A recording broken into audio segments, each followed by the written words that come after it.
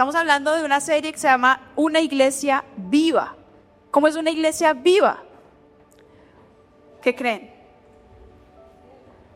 Despierta, que tiene movimiento, ¿cierto? Y hay un diseño, y eso fue lo que nos enseñó Marco el domingo pasado, en donde nos decía que a nosotros, a la iglesia, se nos había entregado ¿qué? Las llaves del reino. A nosotros, su iglesia, es a la única en el mundo a quien le ha entregado las llaves del reino. Y tenemos el poder para atar y desatar. Eso es algo muy poderoso que Marco nos enseñó el domingo pasado. Y otra cosa que estuvimos hablando, él nos habló también de una parte de Mateo, otra parte de Hechos, y estuvimos viendo 6 características especiales que hace que la iglesia sea iglesia. A ver si los que toman apuntes me ayudan un poquito. Primero, se dedicaban a enseñar el evangelio. ¿Se acuerdan de Hechos? Hechos 2. Se dedicaban a enseñar el evangelio. Esa es una de las cosas que distinguen a la iglesia. Segunda cosa, tener comunión con otros creyentes, ¿sí? O sea, compartían, tenían comunión, se relacionaban, había vida conjunta. Tercero, compartían lo que más nos gusta a nosotros. ¿Compartían qué? La mesa. Comer rico, juntarnos para almorzar, para cenar, para desayunar, ¿cierto? Compartir la mesa. Muy importante. 4, orar. Uno de nuestros pilares, y lo decía bien Siu, es una de las columnas de la iglesia y por supuesto de la iglesia viva que somos nosotros. 5, alabar. ¿Saben? Eso que pasa antes de la predicación no es un concierto o un show, no. Lo que sucede antes es que nuestro corazón se une con todos los demás corazones y estamos allá enfrente de la presencia de Dios diciéndole lo maravilloso, lo bueno, lo grande y lo poderoso que es Él. Eso tiene un poder y un efecto en nuestra vida, muy poderoso. Así que cuando tú vas y te rindes y adoras y alabas, tu vida es transformada. Por eso no lo tomes como un momento de, yo llego a la predicación porque pues cantar no es lo mío, no. Ahí no necesitas ser profesional, no necesitas entonar, necesitas solamente rendirte con tus otros hermanos y cantar al Señor. Y 6, dice, nunca dejaban de reunirse, nunca. Es importante que entendamos que la iglesia de Jesús permanece unida. ¿Y cómo se logra eso? Pues nunca nos dejamos de ver, siempre estamos en constante comunión. Y bueno, para iniciar el día de hoy, entonces voy a invitar a 2 personas muy especiales que les van a predicar hoy. Jacobo y Salomé. Vengan, por favor, acompáñenme. Por aquí, Salo, sigue. Vamos aquí al centro. Jacobo. Bueno, ¿cómo están? ¿Cómo se sienten hoy? Muy bien. Muy bien. ¿Están un poco tímidos? ¿Para nada? ¿Nerviosos? ¿Un poquito? Sí. Bueno, yo traje estos invitados porque te voy a pasar a ti el micrófono y cuando responda, lo paso. Vamos a iniciar contigo. Yo quiero hacerles unas preguntas a ellos. Háganse aquí más adelantito, que es que está... Eso. Qué juiciosos. Wow. Bueno, estos 2 chiquitos los traje porque yo quisiera hacerles un par de preguntas, ¿sí? Y bueno, vamos a empezar con Salomé. ¿Listo? Salomé, quiero que nos cuentes a toda la iglesia qué es lo más importante para ti. Lo más importante para ti. Para mí lo más importante es mi familia porque es la única que me cuida cuando estoy mal y triste. ¡Wow! Súper respuesta, un aplauso. Se merece un aplauso, Salomé. Bueno, ahora vamos para Jacobo. Jacobo, quiero que me cuentes cuál es la preocupación más grande que tienes. ¿Mi familia? Tu preocupación, una preocupación que tengas muy fuerte. ¿Que le pase algo a mi familia? ¿Que le pase algo a tu familia? Ay, qué bonito. Bueno, eso es una preocupación. Un aplauso también para Jacobo. Bueno, ahora de nuevo con Salo. Salo, ¿qué quieres tú hacer con tu vida? Yo quiero hacer con mi vida, quiero vivir feliz, aunque quisiera ayudar a más personas, pero la capacidad no puedo hacerlo porque no tengo cosas como para ayudar a los demás, pero trato de hacerlo. Wow. Bueno, Salo quiere ayudar a las personas. Muy bien. Y ahí vas mostrando el propósito de Dios en tu vida. Ahora, Jaco, ¿Qué harías si tuvieras muchísimo, muchísimo dinero ya en tus manos? Yo pusiera mucho dinero en tus manos, ¿qué harías? ¿Pero cuánto? Mucho, infinito, lo que no te imaginas. Muchísimo dinero. ¿Se lo donaría a otras personas que no tienen mucho dinero? ¡Wow! Estos niños están pero volando. Muy bien, Jaco, excelente. Salo, ¿a dónde irías si tu papá hoy te dice, hija, te doy las llaves del carro, arranca? ¿A dónde irías? A ir a ver a mi abuelita porque ella queda muy lejos. Sí, ¿por dónde es eso? Por donde el Cocuy, que desde aquí tarda como 8 horas y yo quisiera ir a visitarla. ¡Wow! Muy bien. Gracias, Salo. Muy lindas esas respuestas. Jaco, ¿te gusta obedecer? La verdad. Sí, La verdad, ¿te gusta ser obediente? ¿Eres muy obediente? sí, Sí. ¿Y por qué eres tan obediente? no lo sé. Algo que tú digas, bueno, soy obediente porque te toca, dicen algunos. ¿Porque me regañan? ¿Ni idea? Bueno. Bueno, muchas gracias. Un aplauso bien fuerte para Jaco, para Salo. Gracias por su ayuda. Muchas gracias, Salito. Gracias, acompañémoslos allí. Bueno, ¿qué tal las respuestas de estos chiquitos? La verdad, yo pensé que iban a ser más infantiles, pero me sorprendieron. Son tremendos, tremendos corazones de esos niños. Bueno, ¿todo esto para qué? Ahora, uno de adulto podría pensar, ay, los niños, ¿no? Tan lindos, tan tiernos, qué respuestas tan infantiles o tan inmaduras, ¿no? Porque nosotros estamos pensando en otra cosa. Yo estoy seguro que si yo te hubiera dicho a ti, ¿qué harías si si pudiera entregarte la cantidad de dinero que quisieras y la pusiera en tus manos, ¿qué harías? Y uno como adulto razona diferente, ¿no? Al razonamiento de un niño. Ya dijo, a mí, lo que dijo ella en pocas palabras es, a mí el dinero no me interesa. Yo lo puedo donar y lo puedo regalar, ¿sí? En nosotros como adultos diríamos, espérate, yo me quedo con una parte, ¿no? Es más, me quedo con casi todo y de pronto dono algo, de pronto doy algo, ¿cierto? Porque así somos los adultos, razonamos de una manera diferente. Y estos niños responden así, ¿por qué? Porque ellos han venido creciendo en un ambiente, ¿sí? En donde se les ha instruido, se les ha enseñado, pero también porque hay un modelo que ellos están siguiendo. Seguramente Salo dice, yo lo primero que hago es ir a visitar a mi abuela. ¿Por qué? Porque seguramente es algo que ha visto en casa, a sus papás, de que salen a buscar a su mamá, a su papá, y es la primera opción porque ama mucho a su abuela, ¿cierto? Pero seguramente, si yo te dijera a ti, tienes la posibilidad de ir a cualquier lugar del mundo, tal vez tú no irías a ir a donde la abuela, ¿cierto? ¿A dónde irías? París. ¿A dónde? Dubái, ¿cierto? Se vienen todas esas cosas. Pero la niña dijo, lo sencillo, yo quiero ir donde mi abuela, ¿cierto? Fíjense cómo es de diferente la lógica de un niño a la lógica de un adulto. Ahora, hoy entendemos que la iglesia, y ya lo hemos venido hablando, no es un lugar al que asistimos, ¿no? Voy a la iglesia los domingos, que Marco siempre les cuenta la historia, que yo les digo mucho en la casa cuando vamos para la iglesia, no vamos para la iglesia, nos vamos a encontrar con la iglesia, ¿sí? Es diferente esto es un lugar en el que nos reunimos, pero esto no es la iglesia. Si un día esto se va, si un día esto se acaba, si la tarima se acaba, si las luces se apagan, si los instrumentos dejan de sonar, entonces, ¿qué somos? ¿Sí? No puede ser. No, la iglesia somos nosotros. Acuérdense de esas piedras vivas. No somos ladrillos, somos piedras vivas. Ahora, no es una empresa, no es un club en el que nos reunimos los domingos, pero tampoco es un concepto que se ha abolido, no es tampoco algo, no es una rutina, no es una antigüedad, ¿no? Porque hay gente que piensa que ya estamos obsoletos. Es realmente un organismo vivo. Lo que dice la palabra es que la iglesia es un organismo vivo, ¿listo? Y hablábamos, lo que tiene vida, ¿qué pasa? Tiene movimiento, se desarrolla, crece. Eso es la iglesia, un organismo vivo.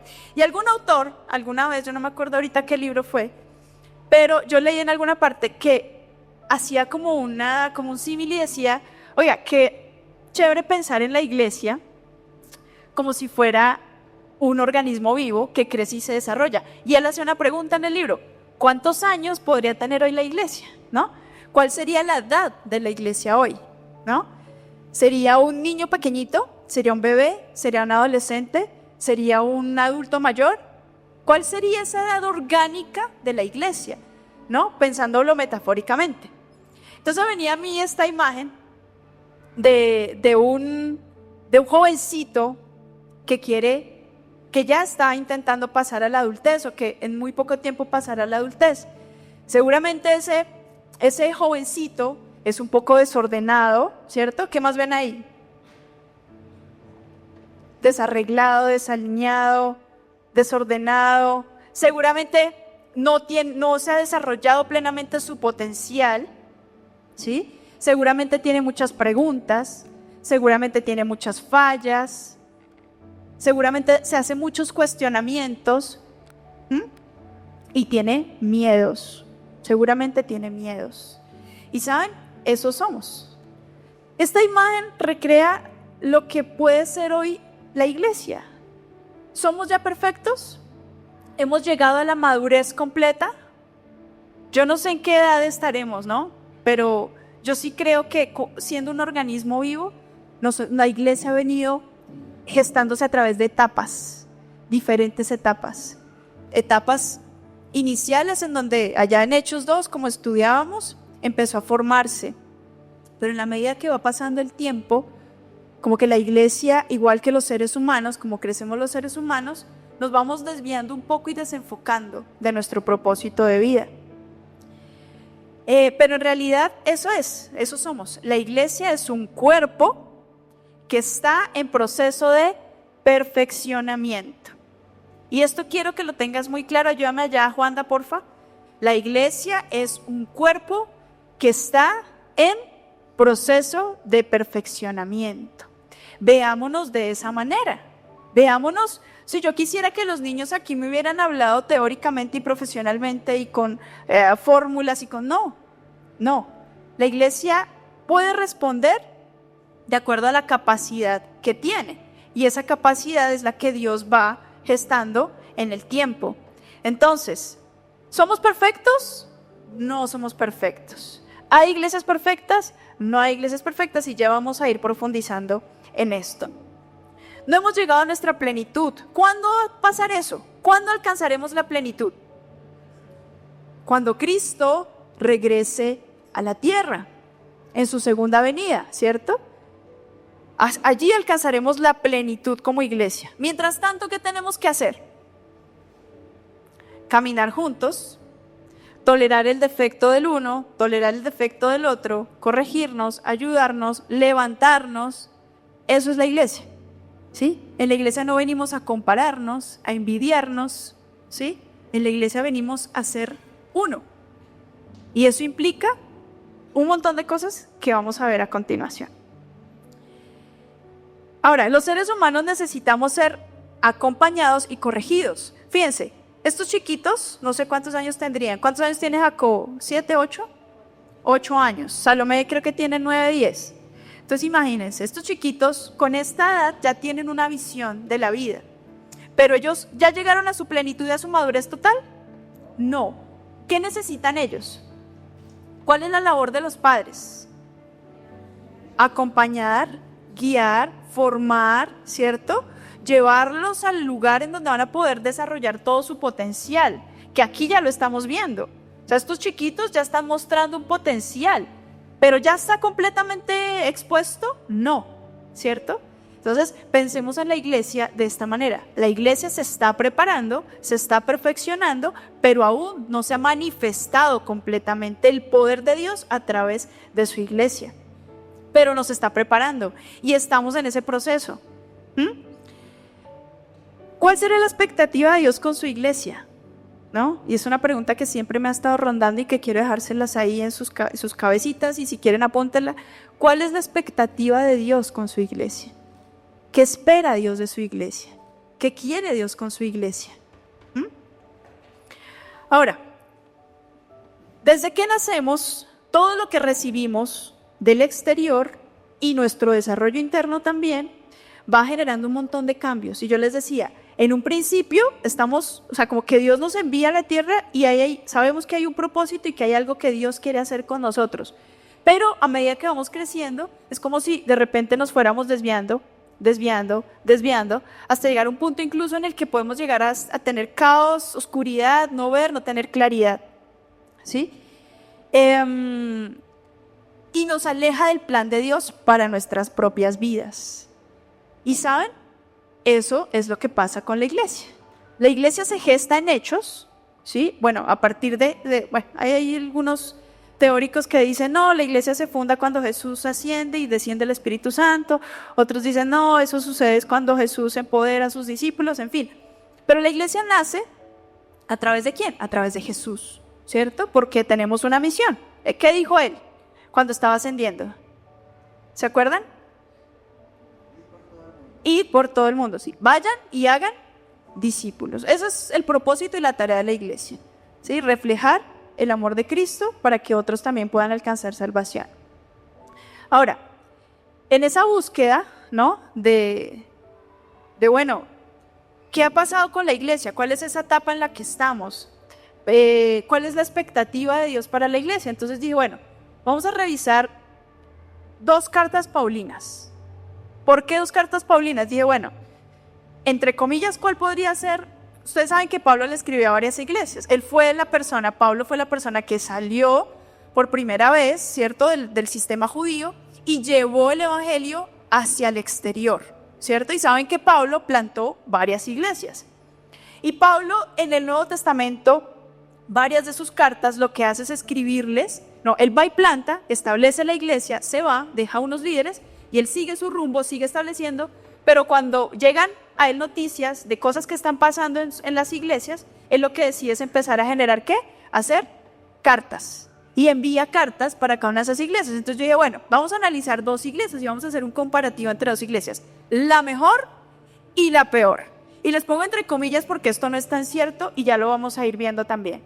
Entonces, ¿cuál sería la mejor? ¿Cuál sería la mejor iglesia? ¿Y cuál sería la peor? La que peor se estaba comportando, la que peor estaba haciendo el trabajo y a la que Pablo tal vez tuvo que darles más duro o ser un poco más contundente en su mensaje. Y me encontré con las siguientes 2 cartas. La carta a Corintios y la carta a Filipenses. O sea, en ese momento las iglesias no son como hoy, que tenemos un montón de nombres de denominaciones, no. Eran las iglesias de X ciudad, de cada ciudad. Entonces, era la ciudad de Corinto y la ciudad de Filipos. 2 iglesias, 2 contextos, 2 perspectivas, 2 ubicaciones geográficas completamente diferentes, aunque digamos que muy cercanas. 2 iglesias que fueron constituidas mayormente por gentiles, porque es que no estaban en el segmento de la población judía, estaban afuera, recordemos, ¿sí? Entonces son 2 iglesias completamente diferentes, 2 iglesias que fueron cruciales las 2 para la expansión del evangelio.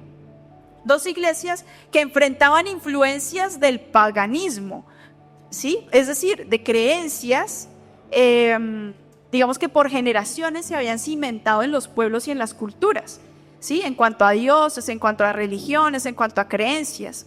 2 visiones completamente diferentes, pero las 2 iglesias necesitaban ser corregidas, necesitaban corrección. Una más que otra, ya lo vamos a ver, pero necesitaban corrección. Y las 2 en algún momento de su historia empezaron a perder el rumbo, ¿no? Uno arranca muy bien, pero como que se va perdiendo en el camino. Entonces, Corinto, la ciudad de Corinto, una ciudad impresionante, una ciudad que era el puente entre el este y el oeste, una ciudad que quedaba allá en la península, le llamaban como en el istmo. Es una ciudad, obviamente por estar en esa ubicación privilegiada, muy comercial, era una ciudad en donde el comercio era como la fuente principal. Era obviamente por estar el comercio en la ciudad, era una ciudad muy rica. Habían como había también dinero, entonces imagínense ustedes, era muy diversa culturalmente, a nivel religioso, sí, era una ciudad con mucho poder, mucho prestigio, pero también se movía, como había tanta diversidad, entonces las creencias también eran múltiples, sí, había muchos tipos de creencias. Entre esas cosas, ¿saben cuál templo estaba allá en Corinto? El más famoso, el templo de Afrodita, en Corinto. ¿Se acuerdan de ese templo? Yo creo que alguna vez ustedes en la historia, cuando estudiaron historia lo vieron. El templo de Afrodita servían un montón de mujeres, ¿sí? De hecho, hay una cosa que llamaban, digamos que en la jerga del momento, decían, esa mujer es una corintia, y era una manera ofensiva de hablarle a una mujer de Corinto. ¿Por qué? Porque era como decirle esa mujer prostituta, porque el nivel de inmoralidad que había en Corinto era muy alto, muy grande, y como Afrodita era la diosa del ¿qué? Del amor, entonces en ese templo todos los rituales y ritos que sucedían era alrededor del amor, entre comillas, ¿no? Un concepto errado de lo que es el amor, y había una inmoralidad, digamos que demasiado fuerte, demasiado grande, y eso estaba impactando también la iglesia de Corinto. ¿Listo? Eso para ponerlos en contexto. Filipos por su parte, la anterior Corinto era una ciudad principal en temas de rutas marítimas. En cambio, Filipos es una ciudad en donde el transporte principal sea a nivel terrestre, pero también es clave para conectar también el este y el oeste. Filipos, por el contrario, era una colonia militar, pero también, obviamente, la iglesia estaba compuesta en su mayoría por gentiles. Los principales ciudadanos eran veteranos militares romanos. Y allí, de hecho, se funda la primera iglesia cristiana en Europa. O sea, la primera iglesia cristiana en Europa fue la iglesia de Filipos. ¿Listo? Que es a quien le escribe Pablo a los filipenses. Y si ustedes se acuerdan de Filipos, las primeras personas a las que el mensaje del evangelio llegó fue una mujer rica. ¿Se acuerdan? Una mujer que vendía telas púrpura, una mujer muy rica, pero también, y fíjense la diversidad del evangelio, es que a mí esto me apasiona mucho porque el cristianismo no es de ciertos grupos sectarios, sino es diverso, cabemos todos. La otra mujer era una esclava. ¿Se acuerdan que hubo un episodio ahí, un tema de una mujer endemoniada y que empezó a hablar y que Pablo la calla y de repente queda libre y ella era divina? Entonces todo el pueblo se le viene encima porque era el negocio, bueno, los dueños de la mujer, porque era el negocio de ellos, adivinarle la vida a la gente. Entonces, una mujer rica, una esclava, y ¿se acuerdan también de un carcelero? Que estaba, que cuando empezó a cantar Pablo y Silas, que las puertas se abrieron y todo esto que sucedió, bueno, fue allá, en Filipos. Y el carcelero se arrepiente. Entonces, fíjense, estas son las primeras personas que se empiezan a convertir en Filipos. Entonces, en esas cartas, de alguna manera, cuando ustedes empiezan a leer, y los invito a que lo hagan, que lean Corintios, que lean Filipenses, se empiezan a dar cuenta que Pablo da unas recomendaciones, ¿sí? Pero esas recomendaciones no están atacando solamente conducta, porque si bien lo que estaba mostrando la iglesia que eran problemas conductuales, problemas de comportamiento, ¿sí? Pero Pablo empieza a atacar también la teología errada.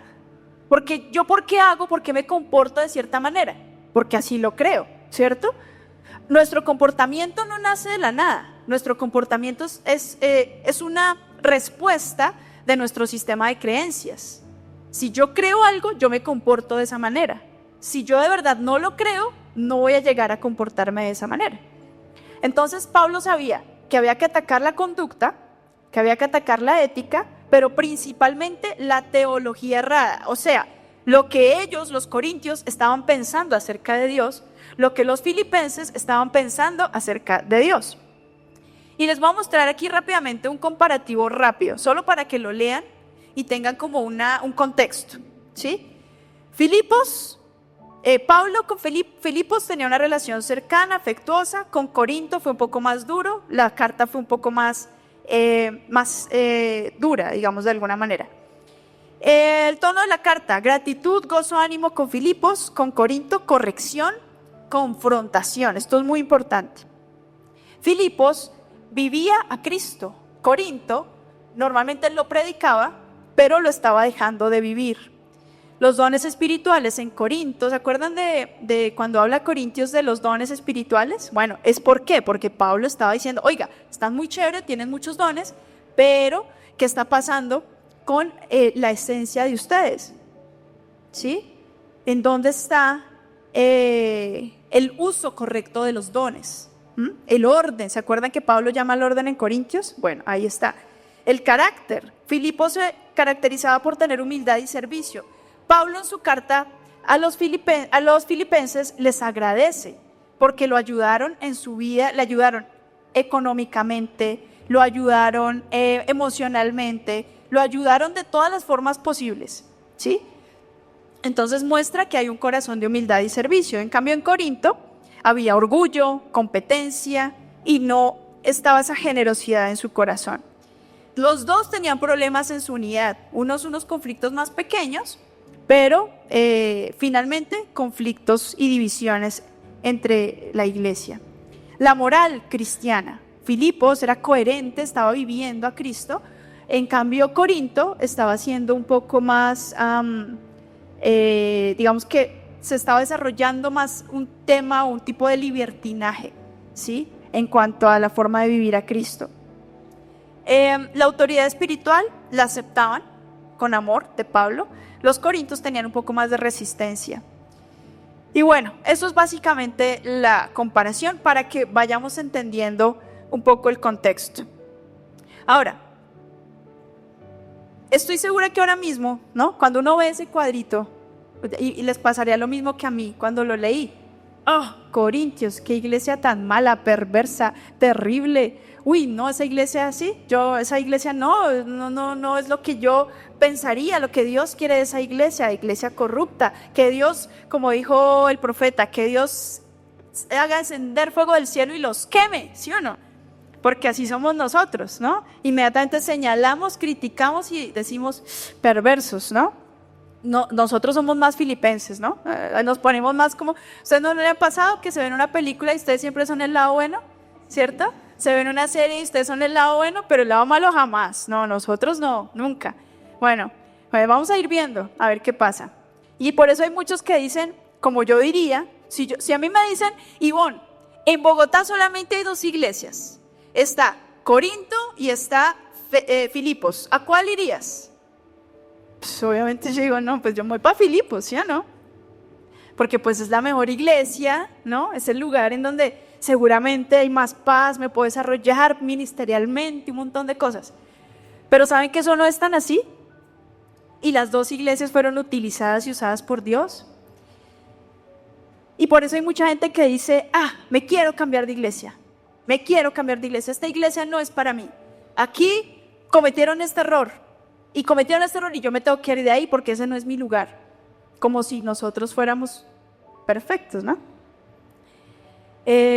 O hay mucha gente que dice, y eso que son cristianos, mírenlos, allá el pastor tal y no sé qué, y charará, y hablamos y hacemos un montón de señalamientos y críticas sin entender que la iglesia es parte del cuerpo de Cristo. O sea, somos el cuerpo de Cristo. Si mi dedo se levanta para señalar algún problema de una iglesia, estoy levantando mi dedo para señalar la obra de Cristo, y eso es un error muy grande que estamos cometiendo actualmente. Entonces, a partir de esa comparación que acabamos de hacer entre Corinto y Filipos, vamos a sacar 3 cositas muy importantes. ¿Listo? La primera conclusión: no hay iglesias perfectas. Ninguna iglesia es perfecta. No hemos alcanzado la perfección, no hemos alcanzado la madurez, no hemos alcanzado la plenitud. De hecho, es nuestro lema. ¿Qué dice allá? El lugar perfecto para personas imperfectas. Esto no es un museo en donde aquí se exhibe lo mejor de... No. Somos un montón de enfermos que necesitan un doctor, pero hay algo especial que no se nos puede olvidar, y es que estamos en tratamiento. No es que yo llegué y me quedé así. No, nosotros llegamos, pero Dios empieza a transformar nuestra manera de creer y de vivir. ¿Listo? Estamos en tratamiento. Entonces, como iglesia viva, no buscamos ser la iglesia más grande, ni la más influyente, ni la más poderosa, ni la que más miembros tiene, sino la más fiel, la más humilde, la más generosa. Eso es lo que queremos llegar a ser como iglesia. Segunda cosa que encontramos: los problemas de ayer son los mismos de hoy. Y uno podría pensar, no, esos corintios terribles, ¿no? Qué cosa juntarse ahí con toda esta gente pagana y mezclando las cosas de Dios con las cosas que vienen de afuera, y en realidad seguimos en un ciclo, sí, por ahora, ¿no? Que se repite y se repite y se repite. Y en ese ciclo estamos todos involucrados. El pecado sigue siendo el mismo. ¿Cuál es el pecado? Las divisiones, las peleas, la inmoralidad, los pecados sexuales. ¿Cuál sigue siendo realmente el problema? Querer vivir a nuestra manera. Miren, el pecado realmente es querer vivir lejos de Dios. El pecado realmente es no escuchar el consejo de Dios. Eso fue lo que hicieron Adán y Eva, ¿sí? Dios les dijo, pero a ellos les pareció mejor hacer otra cosa. Ese es el pecado real.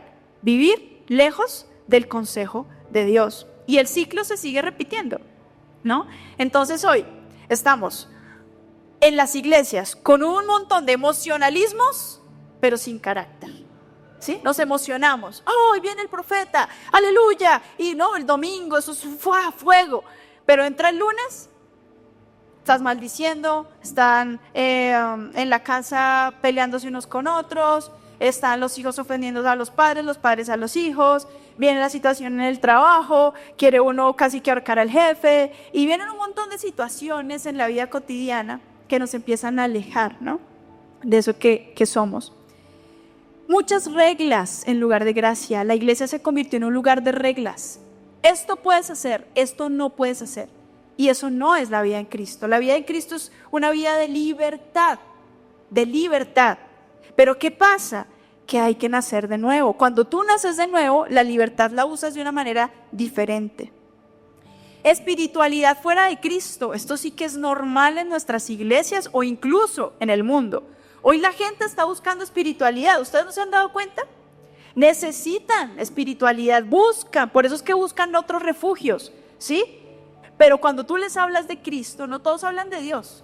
No, Dios es grande, maravilloso. ¿Crees en Dios? Por supuesto que creo en Dios.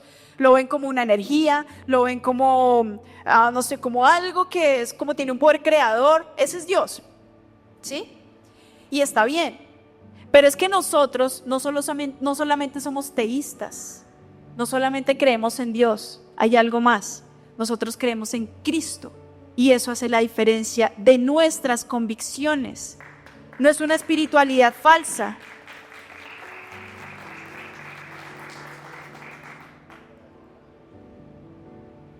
No es una espiritualidad disfrazada. Nuestra creencia claramente es Cristo. Cristo. Hay orgullo teológico, división. Esto es demasiado frecuente. Miren en toda la historia de la iglesia. No los voy a nombrar, sino problemas entre bautistas, carismáticos, pentecostales, díganme otra, adventistas, presbiterianos. Hay una cantidad enorme, pero enorme. O sea, si ustedes de verdad se ponen a buscar el cristianismo, todas las divisiones y líneas de cristianismo, hay montones, cientos, ¿sí? Cientos. Y de eso estamos nosotros ahorita mismo sufriendo, ¿sí? Mucha división dentro del cuerpo de Cristo. Hay muchos seguidores de celebridades, ¿no? Entonces se levanta un líder carismático y todos somos seguidores, como si él hubiera muerto por mí, ¿no? Esto es un grave error. mucho poder. La iglesia hoy quiere tener poder. Ahora estamos a puertas de las elecciones, ¿no? Y ustedes se dan cuenta cómo la iglesia quiere estar inmiscuida aún en temas de poder, ¿sí? Ahora, yo no voy a criticar, no voy a decir nada al respecto, pero más allá de eso, nosotros aquí no vinimos a influenciar ni la política, ni tenemos intereses financieros, ni tenemos intereses de conseguir más poder para la iglesia, pues que el poder lo fue entregado por Cristo y ya lo hizo, ¿sí? Cuando murió, resucitó y te entregó las llaves, dijo Marco. O sea, más poder que ese es el máximo. Nosotros no necesitamos poderes en este mundo. Ahora, predicaciones encendidas, pero vidas frías y alejadas de Dios. Verdad, porque está bien, predicamos verdad, pero a veces sin amor. Y eso también es algo que en los Corintios lo vas a encontrar. ¿Se acuerdan de todo ese texto que habla acerca del amor? Bueno, pues era Pablo precisamente corrigiendo algunas cosas que estaban mal, que se estaban creyendo mal en la iglesia de los Corintios. Integridad relativa, ¿no? Inmoralidad. Nuestra ética se compromete muy fácilmente. Te ofrecen un dinerito extra o simplemente hay un cierto afán por alcanzar cosas, ¿cierto? O simplemente dejamos que las pasiones y los deseos humanos se apoderen de quienes somos, porque a la final esa inmoralidad que se da, esa inmoralidad sexual, todas estas cosas que ocurren, es simplemente dejando que el ser humano se satisfaga, ¿sí? Satisfaga todos sus deseos. Pero lo que nos enseñó Cristo es, hey, toma tu cruz y sígueme. Es decir, hay que matar un poco los deseos, matar un poco nuestros sueños, matar un poco todo eso que deseamos como seres humanos y que está ahí en nuestra naturaleza, para que realmente Él pueda gobernar y reinar. Y tercer punto, la clave de una iglesia sana y viva es la corrección. Y aquí esta parte es la que casi no nos gusta, ¿no? Porque de alguna manera cuando hay corrección hay dolor. Cuando hay corrección es como diciéndote, tú no sabes, déjame a mí. Y nosotros decimos, no, ¿cómo que no sé? Yo sí sé. Y decimos a Dios, déjame a mí. Pero la corrección es necesaria para que la iglesia realmente pueda ser una iglesia saludable. Todos necesitamos ser corregidos ¿a la luz de qué? De la palabra. La corrección no es rechazo, la corrección es amor. El problema no es que la iglesia falle, porque la iglesia ya vimos que ¿qué va a pasar? ¿Va a qué? A fallar. Entonces, si el problema no es que falle, entonces ¿cuál será el problema? Que no acepta el consejo de Dios. La iglesia va a fallar, pero no podemos quedarnos en la falla. Tenemos que aceptar el consejo y salir de ese lugar y seguir avanzando en los propósitos de Dios. Entonces, leamos Hebreos 12 del 5 al 6 y luego saltamos al versículo 10. Lo van a tener también en pantalla para los que lo quieren leer. ¿Qué dice? Ayúdenme a leer. Bueno, yo les voy a leer desde antes porque ahí falta una partecita. Está desde el 10. Bueno, yo les voy a leer desde antes. Dice el versículo 5. Si estás allí en tu Biblia, busca el versículo 5. Hebreos 12, versículo 5. Pero ustedes parecen haberse olvidado ya del consejo que Dios les da a sus hijos en la Biblia. ¿Qué les dice? Querido jovencito. Por eso fue que yo imaginé a la iglesia como un jovencito. Dice, no tomes las instrucciones de Dios como algo sin importancia, ni te pongas triste cuando Él te reprenda. Porque Dios corrige y castiga a todo el que ama y considera su hijo. Ahora sí, versículo 10. Cuando éramos niños, nuestros padres nos corrigían porque pensaban que eso era lo mejor para nosotros. Pero Dios nos corrige para nuestro verdadero bien, para hacernos santos como Él. ¿Necesitamos ser corregidos? Sí. Y saben, Dios, yo creo que en todo el trasegar de la iglesia cristiana desde su inicio, lo que ha hecho es salir al camino y decirte, oye iglesia, espérate, creo que aquí te estás confundiendo, devuélvete. Y fíjense que era lo que nos estaba llamando el Señor con el ayuno, con Daniel, que nos decía, volvamos a los fundamentos, volvamos a la esencia de la iglesia. La iglesia viva es una iglesia centrada en Cristo. ¿Listo? Que acepta la corrección, como acabamos de ver. ¿La corrección es porque nos quiere ofender Dios? No, uno corrige al hijo porque lo ama. Los que son padres aquí lo saben. A uno incluso le cuesta a veces corregir a los hijos. Más los abuelos, ¿sí o no? Los abuelos sí que les cuesta cuando uno corrige, ¿cierto?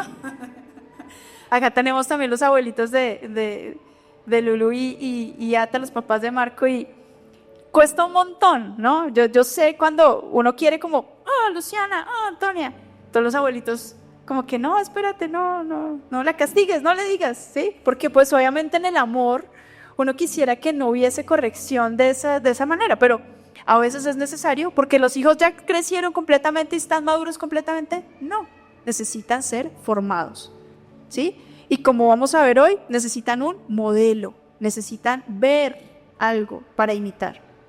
¿Listo? Ahora, esta es una frase que también quiero que apuntes ahí, lo tengas en tu corazón. Si nunca te has sentido confrontado por la palabra de Dios en tu iglesia local, pueden estar pasando dos cosas. Primera, ¿cuál?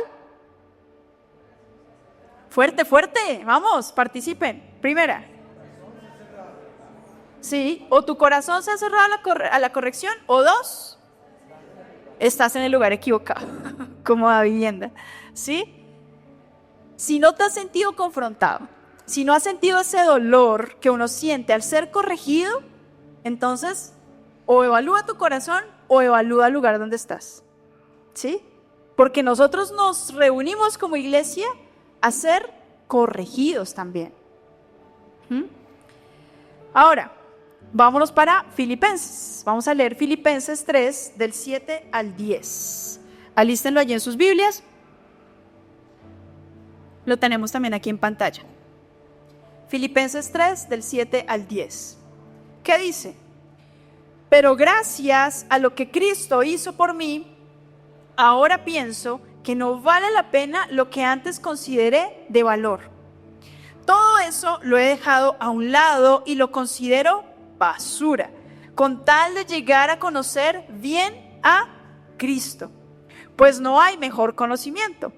Y quiero que Dios me acepte, no por haber obedecido la ley, sino por confiar en Cristo. Esto es bien revelado. Pues así es como Dios quiere aceptarnos. Por eso, lo único que deseo es conocer a Cristo, es decir, sentir el poder de su resurrección, sufrir como Él sufrió y aún morir como Él murió. ¿Cuál es la expectativa, decía yo al principio, que Dios tiene con la iglesia? Que conozcamos a Cristo, que hagamos el trabajo de Cristo, que seamos uno con Cristo. Y ahí está, lo repite Pablo en ese versículo, lo dice como, nombra a Cristo como unas 4 o 5 veces. Cristo, Cristo, Cristo. Entonces, ¿cuál será el modelo de iglesia? ¿No? Porque bueno, estamos buscando el modelo que queremos seguir. ¿Será la iglesia de Filipenses? ¿Será la iglesia de Corinto?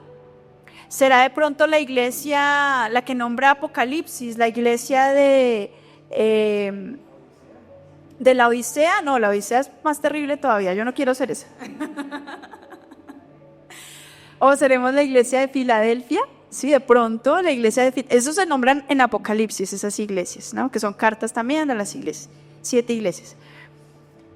Entonces uno diría, no, pues yo creo que el modelo podría ser Filipos, ¿cierto? Podría ser Filadelfia, que es una iglesia maravillosa de la que habla Apocalipsis.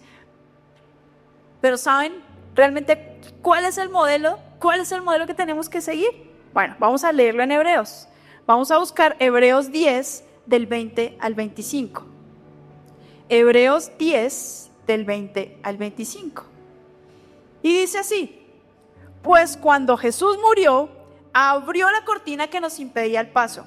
Pero ahora Jesús está vivo. Y por medio de Él podemos acercarnos a Dios de un modo nuevo y distinto. Él es nuestro gran sacerdote, encargado del santuario que está en el cielo. Por eso mantengamos una amistad sincera con Dios, teniendo la plena seguridad de que podemos confiar en Él. ¿Por qué? Porque Cristo nos dejó limpios de pecado como si nos hubiera lavado con agua pura y ya estamos libres de culpa.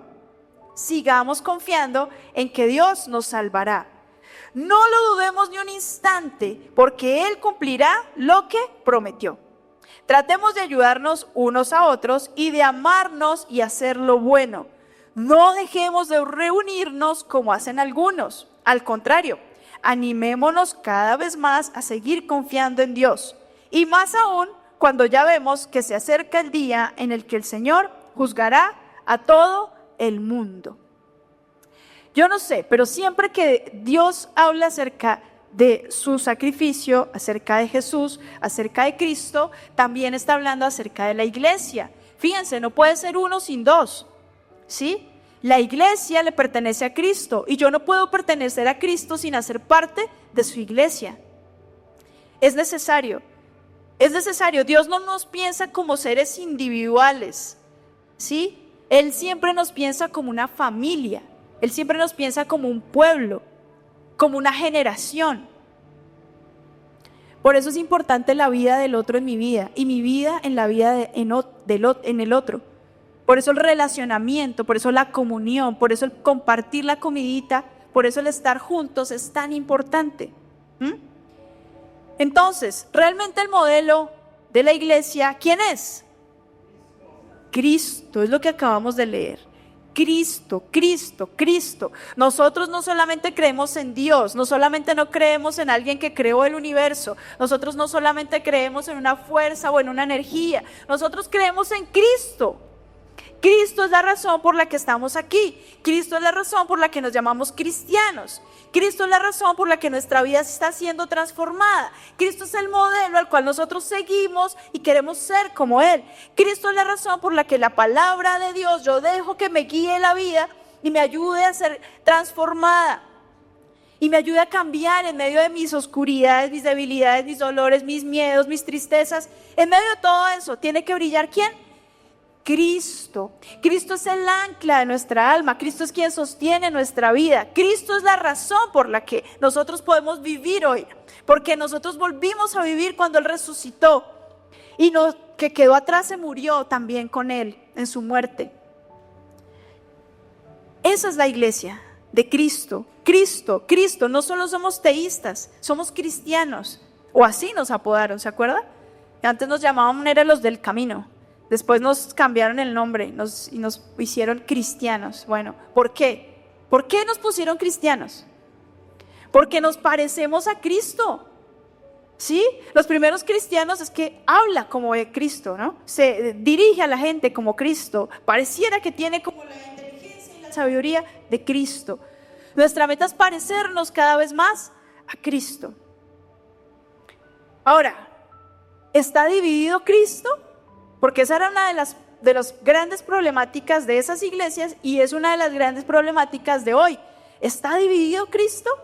Veamos qué dice 1 Corintios 1 del 12 al 13. 1 Corintios 1 del 12 al 13 dice: mientras que algunos dicen, yo soy seguidor de Pablo, otros dicen, yo no, yo soy seguidor de Apolo, y hay otros que responden, pues yo soy seguidor de Pedro.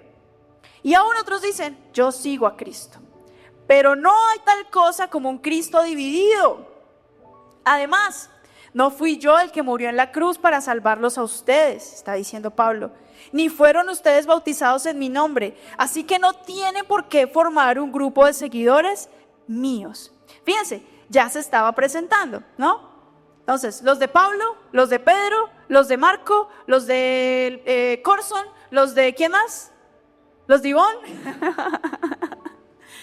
No hay tal, porque es que ni yo morí por ustedes en la cruz, ni Marco murió en la cruz, ni el pastor más carismático del momento murió en la cruz por ustedes, ni de las divisiones que se han creado.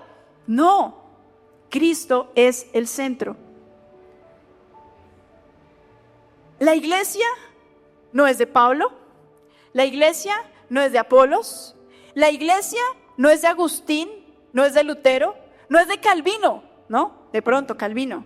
No es de Wesley, no es de Smith, no es de Edwards, no, menos de Spurgeon o de Billy Graham. No, la iglesia es ¿de quién? De Cristo, de Cristo, de Cristo.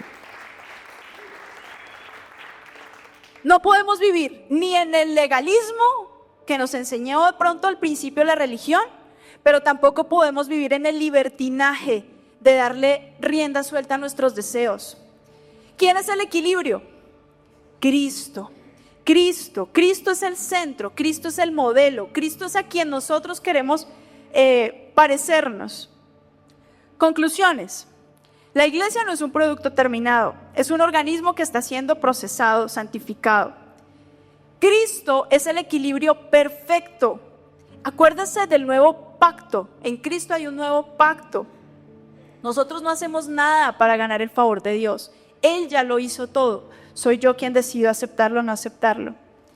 Una iglesia viva corrige constantemente su caminar, su andar. Está siendo consciente de que está mal y está abriendo su oído para recibir el consejo y la corrección de Dios. El modelo es Cristo, solo Él debe ser el director de la orquesta. La iglesia sí se vive como una familia, no la vivo como un espectador. Yo no puedo vivir la iglesia viniendo los domingos a ver una predicación. Yo vivo la iglesia cuando me reúno con otros, comparto con otros, conozco la vida de otros, oro por otros, intercedo por otros. Ahí, esa es la iglesia viva. Ahora, ¿cómo hacerlo? No, porque todo eso suena muy bonito, ¿no? ¡Buah! Suena lo ideal, maravilloso, pero aterricémoslo. ¿Cómo hago todo eso? ¿No? Y les puse 5 punticos. 5 punticos para que los apuntemos. Primer puntico. ¿Todo lo que yo hago glorifica a Cristo? Piénselo siempre que vaya a actuar. Piénselo siempre que vaya a hacer algo. ¿Esto que voy a hacer realmente glorifica a Jesús? ¿Glorifica su nombre? ¿Glorifica su obra? ¿Sí? ¿Realmente glorifica a Cristo? Eso ya es un filtro muy potente. Segunda cosa, amar, edificar al otro y aceptar la corrección sin ofenderse. Las iglesias, como yo les dije al principio, dicen, en esta iglesia tal cosa no me hicieron, no me miraron, no me dijeron, me voy. Esta iglesia no es para mí. ¿Sí? ¿Por qué? Porque estamos buscando, son lugares cómodos que nos sirvan y no estamos buscando ser realmente iglesia. Amémonos, aceptemos nuestras diferencias. Miren, en la iglesia no es que aceptemos los errores, no, te miramos con misericordia y si hay algún error, pues el Señor entra y entre los dos nos ayudamos a levantarnos y ayudarnos a vernos y decirte, oye, mira, creo que tienes aquí una manchita y tú me vas a decir, uy, bueno, usted no se imagina la que tiene aquí, ¿cierto? Y entre los dos nos vamos ayudando y nos vamos levantando uno al otro. Eso es la iglesia. No, uy, miren, ¿vieron la manchita de él? Terrible, ¿no? Uy, hagámosle el feo, porque es que yo sí estoy bien y él está mal. No, esa no es la iglesia. Esa no es la iglesia. Tercero, buscamos la unidad por encima de los beneficios propios. Primero yo, segundo yo. Me atendieron, me recibieron bien, me dieron un lindo abrazo. Si no, espérate, ahí no pertenezco. Yo necesito un lugar en donde me amen, me sirvan, me traigan la comidita a la cama, ¿sí? Porque a veces eso ocurre. No, aquí dejamos los bandos, dejamos las divisiones, dejamos las etiquetas y nos hacemos uno. Porque esa manchita de él y esa manchita mía a la final es la manchita de todos. ¿Sí? Cuarto, no negociamos convicciones, no negocies convicciones. Mira, cuando Jesús te habló algo, cuando Jesús te dijo algo, cuando hay algo en tu corazón, cuando la palabra te ha hablado, no negocies eso con nadie. Ni por dinero, ni por fama, ni por aceptación, no lo negocies. Las convicciones, los principios que a Dios depositado en tu corazón no se negocian. Quinto, busca la madurez en todas las áreas de tu vida. Busca crecer. Cuando tú no estás creciendo, dijimos que un organismo que está vivo crece. Y cuando no está creciendo, entonces, ¿qué está pasando? Como una florecita. Me voy muriendo, me voy marchitando. Necesitamos crecer. Ahora, de algo puedes estar completamente seguro y es nuestra esperanza. Y está en Filipenses precisamente 1:6. ¿Qué dice Filipenses 1:6? el que comenzó esta obra, ¿qué va a hacer? La va a perfeccionar, la va a terminar. Dejaremos de ser productos imperfectos. Entonces grábate esto en Viva, Iglesia Viva. No queremos ser la iglesia más impresionante, más opulenta o más grande, sino la más fiel. No la más gigante en cantidad de números, sino la más transformada, que la transformación sea real. ¿Cómo se evidencia eso? Con nuestros vecinos, nuestros hijos, nuestros amigos, en nuestra cotidianidad, en nuestro trabajo. No queremos ser una iglesia que se enorgullezca del poder de Dios, ¿no? Para sanar, para liberar, ¿no? Sino que ese poder se use para ayudar a los otros, se use para levantar a los otros. Para eso son los dones. ¿Se acuerdan que hablamos de los dones ya? ¿Y los talentos? Bueno, una iglesia fortalecida, pero que acepta la corrección. Cuando Dios viene y corrige tu andar, nosotros estamos, sí Señor, humildemente aceptamos tu corrección y corregimos nuestro andar. Queremos ser una iglesia que ame a Jesús, pero a la que Jesús también ame. Porque, ¿saben? Él está preparando la iglesia porque le ama. ¿Sí se acuerdan que él habla de la iglesia como la novia? Como esa novia que se está preparando, ¿no? Sus vestidos, poniéndose linda. ¿Por qué? Porque él un día va a venir por su iglesia. Esa es la iglesia que queremos ser. Ser una iglesia realmente cristiana, que refleje a Cristo. Y por eso recordamos hoy, acuérdense que estamos en medio de una campaña de cultura viva. Y la sesión pasada Marco nos recordó 3 de nuestros valores. Y hoy vamos a recordar otros 3 valores. ¿Cuáles son esos 3 valores? Amamos a Dios, somos dependientes de Él y somos excelentes. Son 3 valores de nuestra cultura viva. Amamos a Dios por encima de todas las cosas. ¿Se acuerdan? Con toda nuestra mente, con toda nuestra fuerza, con todo lo que somos, nuestro intelecto, todo lo que somos tiene que amar a Cristo. Somos dependientes de Él porque no podemos vivir y desarrollar una vida lejos de Dios. Dependemos de Él, como un niño, como los niños que vimos aquí que aún dependen de sus padres. La iglesia depende completamente de Dios. Mi vida depende completamente de Cristo. ¿Sí? Y somos excelentes porque la excelencia es el reflejo de Cristo en todo lo que hacemos. Cristo es excelente. Él no es mediocre, Él no hizo algo a medias, Él hizo una obra perfecta en esa cruz. Y asimismo nosotros reproducimos esa excelencia en todo lo que hacemos. Entonces, vamos a pensar en esa iglesia viva como en una iglesia realmente de Cristo, una iglesia que ama a Cristo, que crece, que se reproduce y que se multiplica aún en otros, los que aún no conocen a Cristo.